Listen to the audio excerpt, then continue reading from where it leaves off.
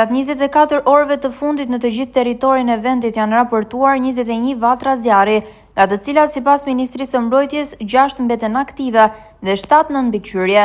Problemi vjen në zjarrin në malin e Dajtit, ku krahas forcave zjarfikse janë angazhuar edhe 30 efektiv të ushtrisë. Ndërkohë në qafë Helmes në Bulqiz është reaktivizuar zjarri në 2 vatra në pyll me pisha të dendura. Në operacion janë angazhuar 11 efektiv të forcave zjarfikse për vendosjen e situatës nën kontroll. Aktive mbetet edhe vatra në Shtuf në Mirdit, por me intensitet të ulët dhe po monitorohet nga strukturat vendore, ndërkohë stabilizuar zjarri në Shtan Ten. Kurse në zonën e Prozhemit në Puk, vatra vjen aktive, aktualisht nuk ka rrezik për banesat, ndërkohë situata në Gjegjan, Gojan të Vogël dhe Gojan të Madh, zjarri është izoluar dhe po mbahet në mbikëqyrje.